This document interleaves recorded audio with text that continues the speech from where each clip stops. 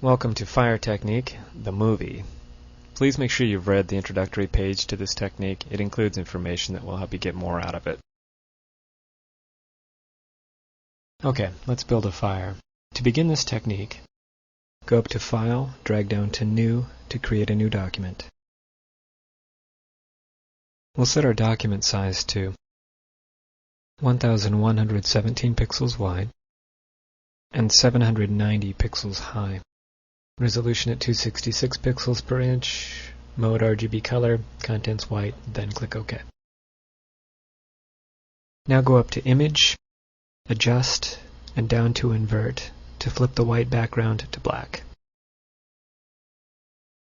We're going to use white text as the base element for the fire, so activate the Text tool and then set the foreground color to white. You can do this quickly by clicking on the Default Colors chip and then the Exchange Colors chip. Select your font at 85 point and we'll use centered text. I'll click near the bottom of the document to set the insertion point for the text and then type in fire. Hit Enter to render the text and then if necessary activate the Move tool, then just click drag to reposition. Make sure to position the text near the bottom center of the document like I've done in this example. It's important for alignment purposes over the next few steps. Now make a new layer at the top of the stack by clicking on the Create New Layer icon. This will create Layer 1. Now hold down Option for the Mac or Alt for the PC. Go up to Layer and drag down to Merge Visible. This will merge all visible layers to Layer 1, while leaving the original underlying layers intact. If all the layers merged, you released the Option or Alt key too soon. Next, go up to Edit, Transform, Rotate 90 degrees counterclockwise. Now run a filter, stylize wind. Set the method to wind, the direction from the right, and click OK. Then we'll repeat this filter 3 more times.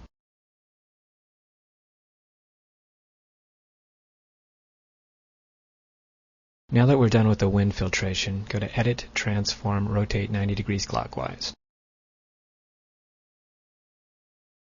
Now go to Filter, Blur, Gaussian Blur. Set the radius to 7.5 pixels and click OK. To apply some color to Layer 1, go to Image, Adjust, Hue Saturation, and then click on the Colorize button in the lower right corner of the dialog box. Set the hue to 40, the saturation to 100, and then click OK. We need to duplicate Layer 1, so drag it down to the Create New Layer icon to create Layer 1 copy. And then go up to Image, Adjust, Hue Saturation one more time, but this time set the hue to -40 and click OK. So now we have our 2 primary fire colors residing on separate layers. Layer 1 is handling the yellow, Layer 1 copy is handling the red. To intermingle these, we'll use a mode. The mode menu is located at the top of the Layers palette where it says Normal. Click on Normal and drag down to Color Dodge mode and release. By setting Layer 1 copy to Color Dodge mode, we got the color effect we were looking for, but this effect is currently residing on 2 layers. We need this to be a single layer for the next step, so go up to Layer and drag to Merge Down. When you merge, Layer 1 copy will disappear as it renders the composite effect into Layer 1. Okay, now for the fun part. To distort the flames, go to Image and drag to Liquify.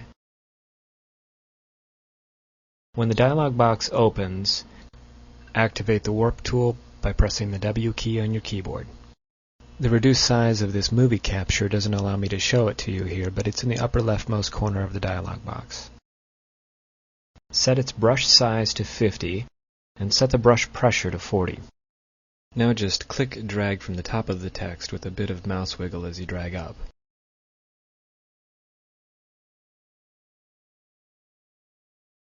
When you've finished your first run, go back and set the brush size down to 30 and the brush pressure to 35. Then go back and apply a second run of distortions with a smaller brush. To keep this demo relatively small, I'm not going to take it to the detail that I might normally. But if you want more detail in your flames, just reduce the brush size and pressure again and give it a third or even a fourth run. If you make a mistake, you can use the Reconstruct tool to the left. It essentially allows you to paint back to the previous state.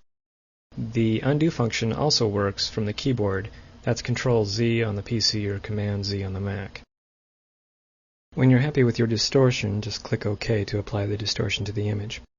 I'm not going to pursue this here, but in the optional step 6b of the web page technique, I refer to a saved distortion mesh. To access this feature, you hold down the Shift key when you apply Liquify. This tells Photoshop to save the distortion mesh out separately. So if you're unhappy with your work after you've left Liquify, you can simply undo, and then go back into Liquify holding down the Shift key, and have the previous distortion applied. But now it's fully reconstructible, back to its original state. So if you're unhappy with your distortion work, you don't have to start over from scratch. Okay, now we're going to take our original fire text layer and duplicate it to make a fire copy.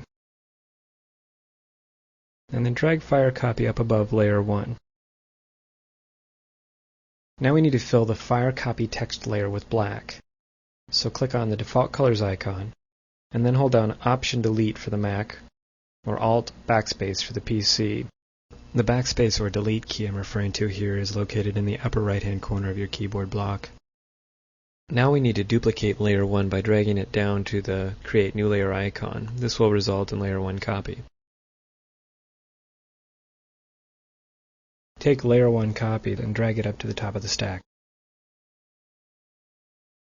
Now go to the Mode menu and drag from Normal down to Screen Mode. This will stack the brightness of layer 1 copy against the brightness of all the underlying layers. Add a layer mask to layer 1 copy by clicking on the Add Layer Mask icon at the bottom of the Layers palette. Activate the Gradient tool, then go to the Default Colors icon and click on it, and then go select a linear white to black gradient. Now click-drag from the top of the text to the bottom. This will hide the foreground flame effect on the lower half of the text. Activate the Smudge tool, select a 65 pixel soft-edged brush, and set the brush pressure to 70%. And then click-drag again from the top of the text down towards the bottom with a bit of mouse wiggle. This will make the flames look as though they're coming down through the text.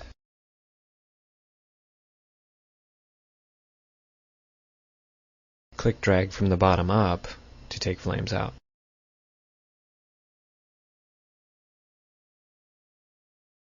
Now we need to make an overall glow.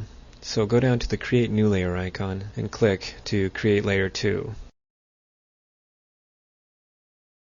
Next, hold down the Option key for the Mac or the Alt key for the PC and go up to Layer and drag down to Merge Visible. This will merge all viewed layers to layer 2, but it leaves all the underlying layers intact.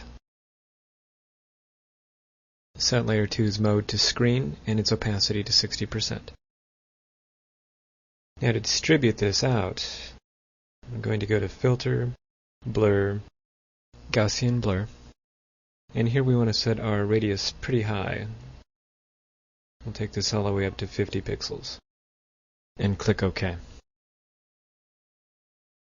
To create the effect of a reflection on the floor, click on the Create Layer icon, which will result in layer 3.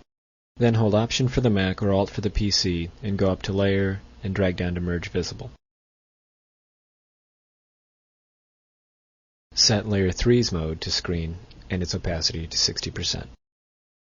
For the next step, we'll need some room to work, so zoom back a couple of times so that you've got some gray non-document space around your image.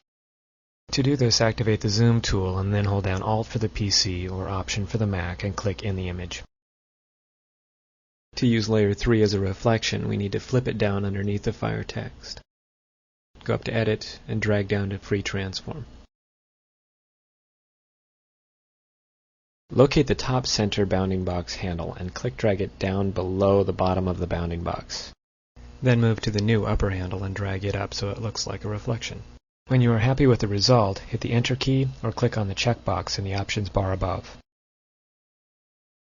Finally, to take a good look at our image, I'll hit the F key a couple of times to display it against black, and then hit the Tab key to hide the palettes. The zoom tool is still active from before, so I'll just click a few times to magnify the image. There you have it, fire. Entirely synthetic, built from scratch. For enhancements on this technique, please refer to the Fire Technique webpage. Well, there you go. Have fun making fire, and don't forget to show me your work. If you have any questions or suggestions to offer, please post them up at the PhotoshopTechniques.com forum in the Fire Technique section. Thank you for visiting PhotoshopTechniques.com.